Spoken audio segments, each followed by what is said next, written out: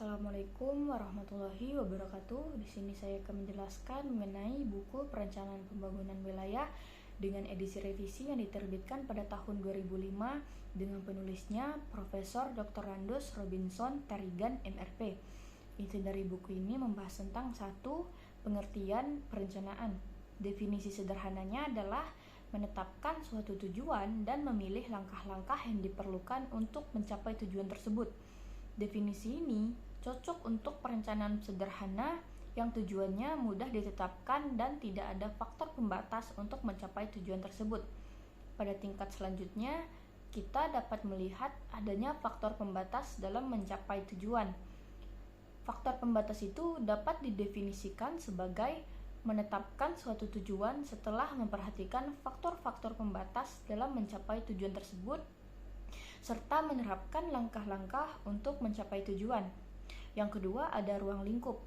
Perencanaan ruang wilayah adalah perencanaan penggunaan atau pemanfaatan ruang wilayah yang intinya adalah perencanaan penggunaan lahan dan perencanaan pergerakan pada ruang tersebut.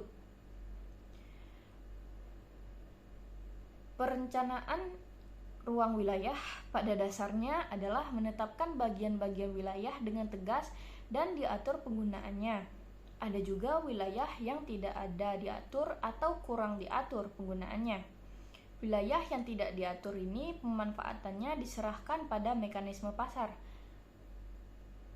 Perencanaan pemanfaatan ruang wilayah adalah agar pemanfaatan itu dapat memberi kemakmuran yang sebesar-besarnya kepada masyarakat, baik dalam jangka pendek maupun jangka panjang, termasuk menunjang daya pertahanan dan terciptanya keamanan.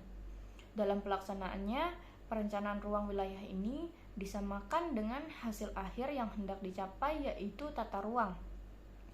Perencanaan ruang wilayah dibagi ke dalam dua kategori, yaitu mencakup keseluruhan wilayah perkotaan dan non-perkotaan, dan perencanaan khusus wilayah perkotaan.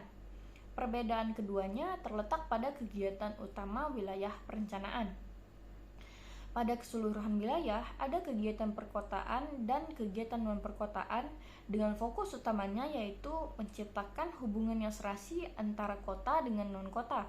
Sedangkan pada perencanaan wilayah kota, kegiatan perkotaan dan permukiman berfokus pada keserasian hubungan antara berbagai kegiatan di dalam kota untuk melayani kebutuhan masyarakat perkotaan itu sendiri dan juga kebutuhan masyarakat yang datang dari luar kota.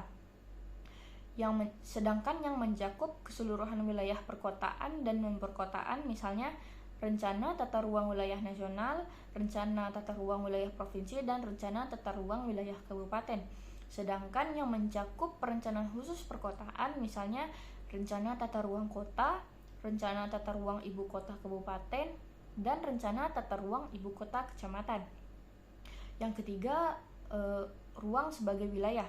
Wilayah dapat dilihat sebagai suatu ruang pada permukaan bumi.